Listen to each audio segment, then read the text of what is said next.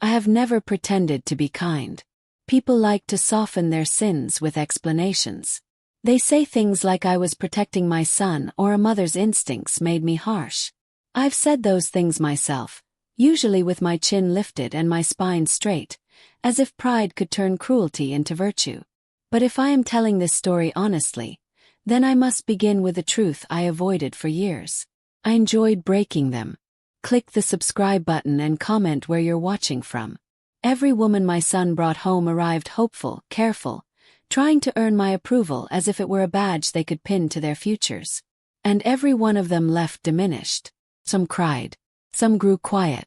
Some grew angry and tried to stand their ground. None of them lasted. Until her. My name is Margaret Holloway. I am a wife, a mother, and for most of my life I was the unchallenged authority inside my home. We lived on the outskirts of a western town where dust settled into your bones and people learned early to mind their own business. My husband, Charles, was a respected man. Hardworking. Predictable. Loyal to a fault. He loved peace the way some men love God. And my son, Daniel, was the center of my world. I raised him with iron wrapped in silk. I praised him loudly, corrected him quietly, and taught him that loyalty began at home. He grew into a good man. Polite. Steady. The kind of man women dreamed of marrying. And that, perhaps, was the problem. The first fiancée came when Daniel was 26. Her name was Lauren. She brought homemade pie the first time she visited and laughed too loudly at my husband's jokes. I noticed everything. The way she sat too comfortably in my chair. The way she reached for Daniel's hand without looking at me first. I asked her questions disguised as concern. Did she plan to keep working after marriage? Did her mother raise her to cook from scratch? Did she believe in discipline or freedom when it came to children? Each question landed like a needle. By dessert, her smile had tightened. By the third visit, she avoided eye contact. By the fifth, she was gone. Daniel was angry then. He confronted me in the kitchen one evening, voice raised, fists clenched. "You didn't even try with her, Mom." I looked at him calmly. "I tried plenty. She wasn't right for you." He didn't speak to me for 3 days. On the fourth, he apologized. That was the pattern. The second fiancé lasted longer. The third tried harder. One even stood up to me once, trembling but brave, telling me she deserved respect. I remember studying her the way one studies a crack in glass, already knowing where to press. None of them made it to the altar. People whispered. They always do in small towns. They said I was possessive, controlling, that no woman would ever be good enough for my son. They weren't wrong. Charles never intervened. He believed a mother knew best, or perhaps he simply didn't want to stand between me and the world. Either way, my reign went unchallenged for years. Until Daniel brought her home. Her name was Elena Carter. She didn't bring pie. She didn't laugh too loudly. She didn't shrink. The first thing I noticed was her posture. Straight. Grounded. As if she knew exactly how much space she was entitled to and intended to occupy all of it. She shook my hand firmly and met my eyes without flinching. "Mrs. Holloway," she said, voice calm, respectful, and utterly unafraid. Something in my chest tightened then. A warning, perhaps. Or recognition. I smiled the way I always did. Sweet. Measured. Deadly. And for the first time in my life, it didn't work. Elena stayed for dinner that night. That alone set her apart. Most of the women Daniel brought home fidgeted through meals, eager to escape the tension that settled over my dining table like fine dust. Elena did not rush. She didn't overstay either. She moved with the quiet confidence of someone who knew exactly when to speak and when to listen. I tested her the way I always did. I asked where she grew up, then subtly corrected her memory of the town as if I knew it better. I asked about her parents, then expressed concern about her mother working full-time while raising children.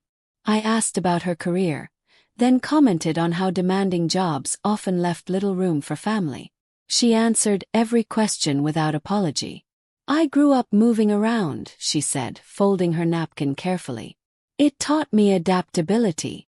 My mother worked because she wanted to," she continued, eyes steady.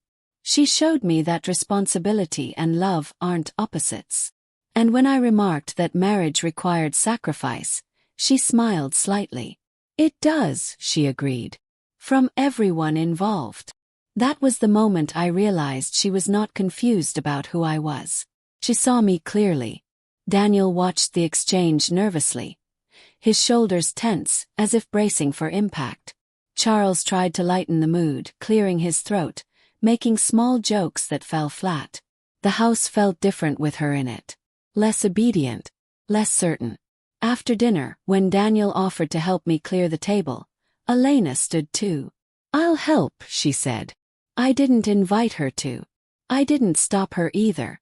She washed dishes beside me in silence for a moment, the water running steadily. Then she spoke. "You've built a beautiful home," she said. It wasn't flattery. It was acknowledgement. I nodded, waiting. "I know it must be hard," she continued, "seeing your son build a life that doesn't revolve around you anymore." There it was. I turned slowly, dishcloth in hand. "Excuse me." She met my gaze without apology. "I'm not trying to offend you. I'm trying to be honest." I laughed softly. Honesty without respect is arrogance. She didn't rise to it. And respect without honesty is fear. I had never been spoken to like that in my own kitchen. Not by a guest. Not by a woman young enough to be my daughter-in-law. The silence stretched between us, thick and dangerous. Then Daniel returned, oblivious, and the moment passed. But something had shifted. That night after they left, I sat at the edge of my bed, hands folded in my lap, replaying every word. My irritation was sharp, but beneath it was something far more unsettling. Not about her. About myself. I dismissed it quickly.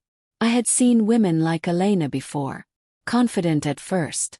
They all cracked eventually. I would simply apply pressure. Over the following weeks, I increased my efforts. I invited Elena to lunches and offered advice framed as concern. I compared her unfavorably to women Daniel had dated before, always with a gentle tone. I made comments about tradition, about how things were done in this family. She listened. She absorbed. She never reacted the way I expected. Once, when I suggested she should let Daniel make more decisions, she smiled. "Daniel and I decide together," she said. "That works for us." Another time, when I reminded her that a man's mother always came first, she paused thoughtfully. "I believe marriage creates a new priority," she replied. "Not competition. Balance." Each response was calm, controlled, precise. And with every exchange, I felt my authority slipping. Daniel noticed. He began to defend her, gently at first, then more firmly. "She's not being disrespectful, Mom. She's just different. She makes me happy." Happiness. That word stung more than any insult. I had always believed happiness came from order, from knowing your place, from honoring those who came before you. Elena believed happiness came from standing your ground. And she was teaching my son. The final straw came the afternoon I overheard her on the porch, speaking to a neighbor. "I don't need her approval," Elena said quietly. "I need her respect. And if I don't get that, I'll still be fine." I stood frozen inside the doorway, my breath caught in my chest. No woman had ever said that about me. That night I made a decision. If Elena thought she could stand in my home, influence my son, and walk away unscathed, she was mistaken. I would remind her who held the power. I just didn't yet realize I had finally chosen the wrong opponent. If you want to understand how power shifts, you have to watch what happens in a room when a woman refuses to flinch. I planned the luncheon carefully. It was meant to be harmless on the surface. Family gathering, neighbors, church friends, women who had known me for years and still deferred to me out of habit if not affection. In this town, social standing was a quiet currency, and I had spent decades accumulating it. Elena would be outnumbered. She arrived on Daniel's arm, dressed simply. No excess, no attempt to impress. She greeted everyone politely, introduced herself without hesitation, and took her seat where I indicated. Good, I thought. She still knows how this works. I began gently, the way a cat plays before it strikes. I spoke about family values, about how difficult it was for mothers to let go of their sons. I laughed lightly and said, "Some women forget they're marrying a man, not inheriting a family." The women chuckled. A few glanced at Elena. She smiled and sipped her tea. I pressed further. I always believe it's wise for a young woman to observe how a family operates before trying to change it. This time silence followed. Elena set her cup down slowly. Very slowly. The sound of porcelain against saucer seemed louder than it should have been. "May I say something?" she asked the table. Her tone was respectful. There was no edge in it. I nodded, already preparing to reclaim control. "I grew up watching women swallow discomfort to keep peace," she said. "They smiled while being diminished. I promised myself I wouldn't live that way." A ripple moved through the room. "I love Daniel," she continued. "But I'm not here to compete with anyone. I'm here to build a life with him. That requires honesty, not hierarchy." Someone cleared their throat. Someone else shifted in their chair. I smiled tightly. "No one is diminishing you, dear." She turned to me then. Fully. Directly. "With respect, Mrs. Holloway," she said. "You have." Repeatedly. The room went still. I felt my face warm, a sensation I hadn't felt in years. Public contradiction was not something I tolerated. "Careful," I warned softly. "This isn't the place for accusations." She nodded once. "You're right. It's the place for truth." Then she did something I didn't expect. She didn't raise her voice. She didn't list grievances. She didn't cry. She stated facts. "You've questioned my values, my upbringing, my career, and my right to partnership. You've done it politely enough to deny it later. That's skillful. But it's still harm." Every word landed cleanly. Precisely. Like stones dropped into water. I opened my mouth to respond, but she wasn't finished. "I won't accept that treatment. Not from you. Not from anyone." She folded her hands in her lap and looked around the table. "And if that means I'm not welcome here, I'll survive that too." No one laughed. No one defended me. For the first time in my life, I felt the room tilt away from me. Daniel stood abruptly. "Mom," he said, voice strained, "she's right." That was the moment. Not her words. Not the audience. My son choosing her side. I excused myself under the pretense of checking the oven and locked myself in the kitchen, gripping the counter until my knuckles whitened. Humiliation has a particular taste. Bitter. Metallic. Settles under your tongue and stays there. I told myself she had overstepped. That she was disrespectful. That this was manipulation. But a quieter voice, one I had ignored for years, whispered something else. She had matched me. And beaten me without cruelty. When I returned, Elena was preparing to leave. She met my eyes once. There was no triumph there. No smugness. Only resolve. That frightened me more than anger ever could. Later that night, Charles finally spoke. "You pushed too far," he said quietly. "Daniel didn't come home until late. When he did, he avoided me." I lay awake listening to the house breathe around me, realizing something fundamental had changed, had lost control. And Elena wasn't done. Power is easiest to wield when there are witnesses. I learned that young. People behave when they know they are being seen. Shame works better in public. Fear works better in crowds. That luncheon should have ended her. It should have taught Elena that defiance carried consequences. Instead, it exposed me. So I did what I had always done next. I called her privately. I invited her over on a weekday afternoon, when the house would be empty. Daniel was at work. Charles was out of town. No audience. No son to protect her. No husband to temper me. She arrived on time. Not early. Not late. I noticed that first. "Thank you for coming," I said, keeping my voice civil. "Thank you for inviting me," she replied. We sat across from each other in the living room. The same room where I had dismantled other women piece by piece. I chose my chair carefully, my posture perfect. I want to clear the air, I began. What happened at the luncheon was unfortunate. She waited. I think emotions ran high, I continued. And I believe you misunderstood my intentions. There it is, she said gently. I frowned. What is? The part where I'm asked to doubt my own experience. My jaw tightened. I am trying to make peace. No, she replied, still calm. You're trying to reset the power. The audacity of it almost took my breath away. You're very confident for someone who's not yet family, I said. She smiled faintly. I'm confident because I don't need permission to exist in this space. I leaned forward. You should understand something. I have protected my son his entire life. No one knows him like I do. I believe that, she said. And no one will love him the way you have. But that doesn't mean there's no room for anyone else. I laughed sharply. You think love makes you immune? No, she said. Boundaries do. That word again. Boundaries. It felt like a challenge disguised as self-help language. I have seen women like you come and go, I said coldly. Strong at first, then overwhelmed. She nodded slowly. And I've seen women like you confuse control with care. Silence followed. Not the awkward kind. The kind that exposes truth. I stood, pacing slightly, trying to reclaim momentum. You embarrassed me, I said. You undermined me in my own home. She stood too. You've been undermining me since the day we met, she replied. I just stopped pretending it was accidental. I pointed toward the door. You should think carefully about how far you push this. She met my gaze, unblinking. I have thought carefully, she said. That's why I'm still here. I felt something then. Not anger. Fear. Not of her.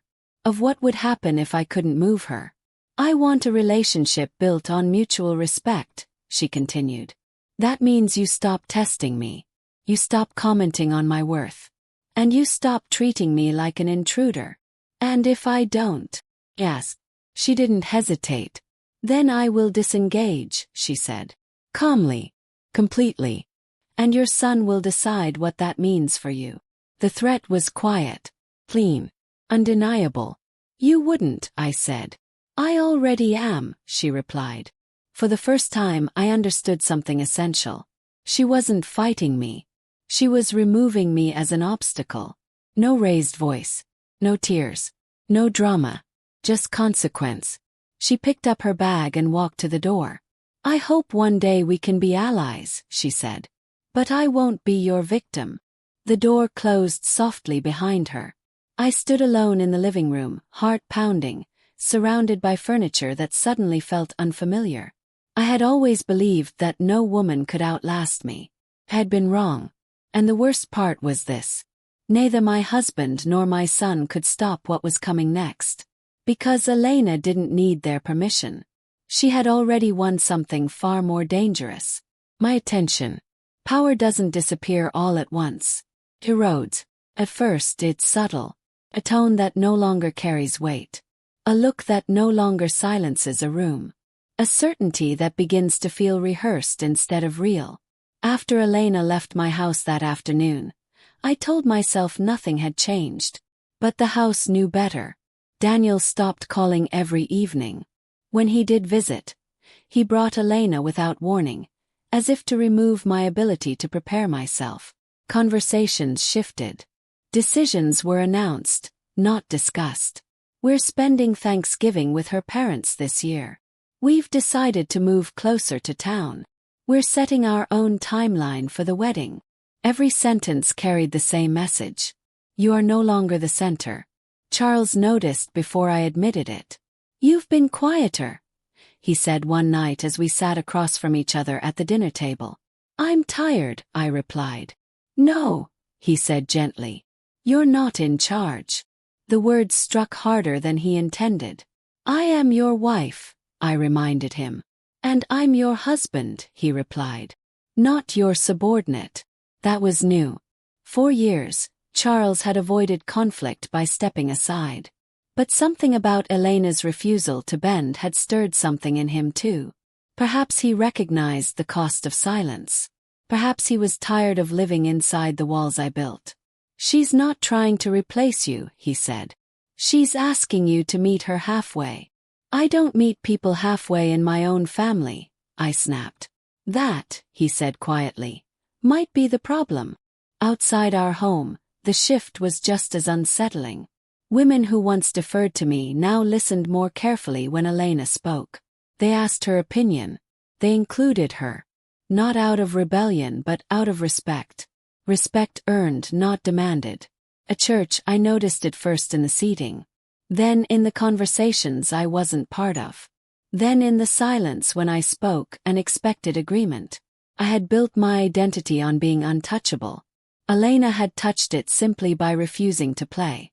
The final blow came when Daniel announced the engagement dinner. "Elena's hosting," he said. I stared at him. "In her apartment?" "Yes." "With her family?"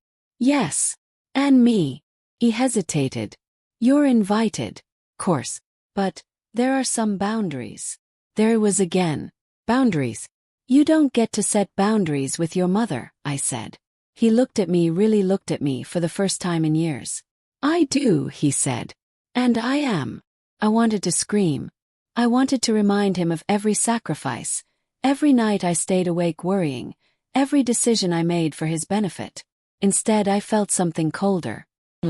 At the engagement dinner, Elena greeted me warmly. Not submissively. Not defensively. As an equal. Her parents were kind, open, unafraid of me. They spoke freely. They laughed loudly. They treated Daniel like a partner, not a possession. And for the first time I saw what I had never allowed into my home. Family without fear. When Elena stood to make a toast, she looked directly at me. "I hope," she said, "that we can build something honest together. Not perfect. Just real." The room applauded. I did not. That night, lying beside Charles, I stared at the ceiling and realized something terrifying. I could no longer control the narrative. And without control, I didn't know who I was. I had always believed that if you understood people well enough, you could predict them. That was my advantage. I read weaknesses. I exploited guilt. I waited patiently for insecurity to surface and pressed where it hurt most. I never rushed. I never lost my temper. I let people undo themselves. Elena ruined that system by being whole.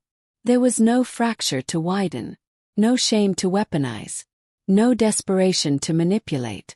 So when the final confrontation came, it wasn't loud.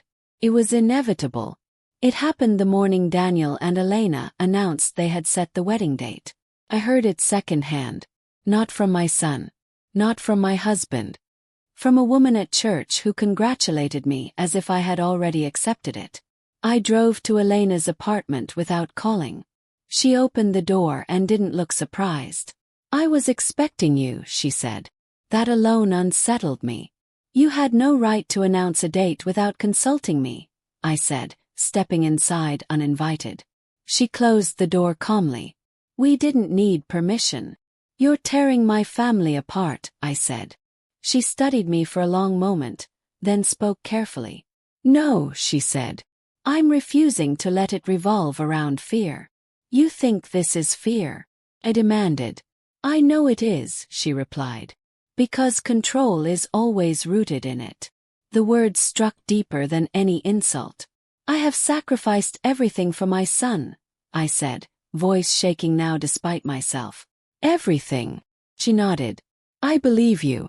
But sacrifice doesn't entitle us to ownership." I scoffed.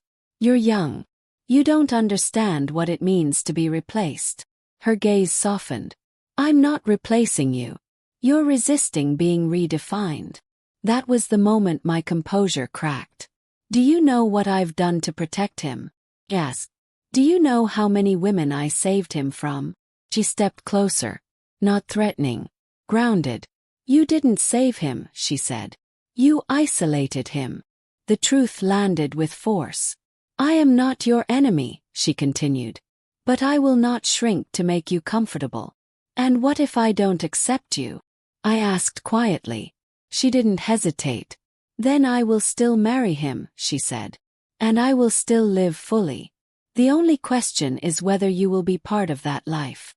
For the first time I understood the full scope of my loss. Not because she was cruel.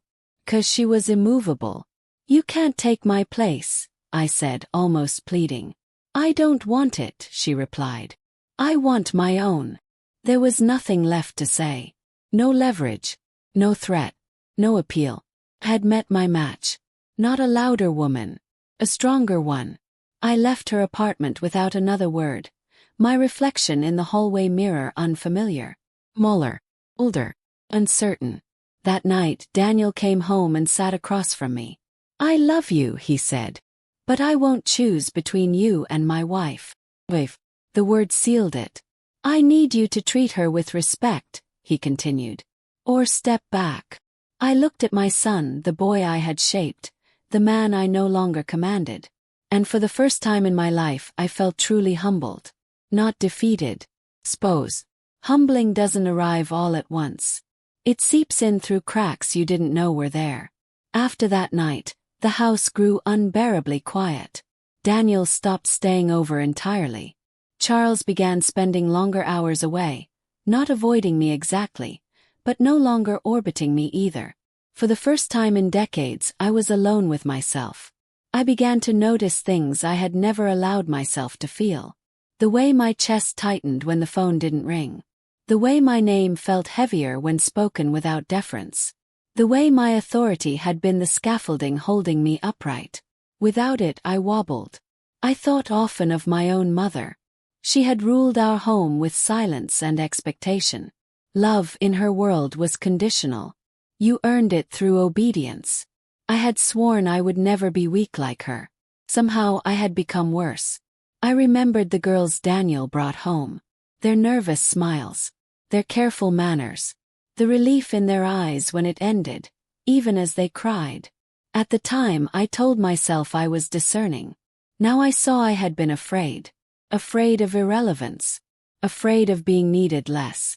Afraid of disappearing into the background while another woman took center stage in my son's life. Elena hadn't created that fear. She had exposed it. One afternoon, while sorting old photographs, I found one of Daniel as a boy, missing a tooth, grinning without restraint. I realized something painful then. He had never belonged to me. I had borrowed him. That night, Charles finally said what he had been holding back for years. You don't know how to exist without control, he said. And it's costing you everything. I wanted to argue, to defend myself. But I was tired. What do I do? I asked. It was the first time I had asked anyone that. You choose, he said. You can be right. Or you can be present. The wedding invitation arrived the next week. Elena's handwriting was neat. Deliberate. No passive-aggressive note. No olive branch. Just an invitation. I stared at it for a long time. Attending meant accepting my diminished role. Declining meant confirming the very woman I had been. For days I said nothing. Then one morning I picked up the phone. I didn't call Daniel. I called Elena. She answered on the second ring. Yes, she said. I owe you an apology, I said. There was a pause. Not dramatic. Thoughtful. I'm listening, she replied. The words that followed were not graceful. They were not polished. But they were honest. I was cruel, I said. I mistreated you. And others before you. Because I was afraid. She didn't interrupt. I don't expect forgiveness, I continued. But I don't want to be your enemy. Another pause. I don't need you to like me, she said finally. I need you to respect me. I can do that, I said. I believe you, she replied. Because you called. When the call ended, I sat quietly, hands shaking. Change, I learned, doesn't announce itself. It begins with surrender. The morning of the wedding dawned clear and windless, the kind of western sky that stretches wide and unforgiving, leaving no room to hide from yourself. I stood in front of the mirror longer than necessary, not adjusting my dress, not fixing my hair, studying the woman staring back at me. She looked older than I remembered, softer around the eyes, less armored. For the first time I didn't try to correct it. I arrived early. That alone surprised people. The venue was simple. Wooden beams, open windows, dust visible in the sunlight. Elena had chosen warmth over grandeur, presence over performance. Suited her. When she entered the room, conversations paused. She was radiant without trying to be. Grounded, unshakable. Daniel watched her the way a man watches home. I felt something unfamiliar rise in my chest. Pride. Not possession. Pride without ownership. During the ceremony, I listened instead of scanning for control. I heard the vows as commitments, not transfers of loyalty. When Daniel spoke, he didn't look at me. And that was as it should be. Then came the reception. I hadn't planned to speak. That was Elena's request, subtle but firm. No speeches unless invited. No rewriting the moment. But halfway through the evening she approached me. "Would you like to say something?" she asked. There was no trap in her eyes. Only choice. Understood. The room quieted instinctively. Old habits dying hard. "I haven't always been easy," I began. A ripple of nervous laughter followed. I raised my hand gently. "No, I haven't been fair." Silence returned. "I spent years believing love meant control," I continued. "That protection meant dominance. I was wrong." I turned to Elena. "You met me without fear," I said. "And you refused to be diminished. That humbled me." Her eyes did not leave mine. "You didn't take my place," I continued. "You showed me there was room for growth." The room exhaled. Daniel stood without realizing he had. "I am grateful," I said, voice steady, "that my son chose a woman strong enough to stand her ground, and generous enough to leave space for me to change." I sat down. There was applause. Not thunderous, genuine. Elena hugged me then. Not as a gesture, as acceptance. Later that night, as I watched them dance, I realized something final. Power taken isolates. Power released connects. I had spent a lifetime clenching my fists. And in opening my hands, I had found something better. Life did not soften overnight. That was the lie I once believed about change. That humility fixed things instantly. That apologies erased years of damage. In truth, the days after the wedding were quieter, slower, and filled with small recalibrations. But they were real. Daniel called again. Not out of obligation. Out of want. Our conversations were different now. Less defensive. Less rehearsed. He no longer braced himself when I spoke. That alone told me everything. Elena didn't push for closeness. She didn't perform forgiveness. She allowed space, which turned out to be the greatest gift she could offer. Respect without demand. When I visited their home, I waited to be invited into rooms. I asked instead of assumed. I listened instead of corrected. Old instincts flared sometimes. Comment forming on my tongue. A judgment itching to be voiced. Each time I caught it. Each time I chose differently. Charles noticed too. "You're lighter," he said one evening. "Less sharp." "I'm not guarding anything anymore," I replied. In letting go of control, I had recovered something I hadn't realized I'd lost. One afternoon, Elena and I sat together on the porch, watching the sun settle into the plains. We didn't fill the silence. "I used to think you hated me," I said finally. "I never hated you," she replied.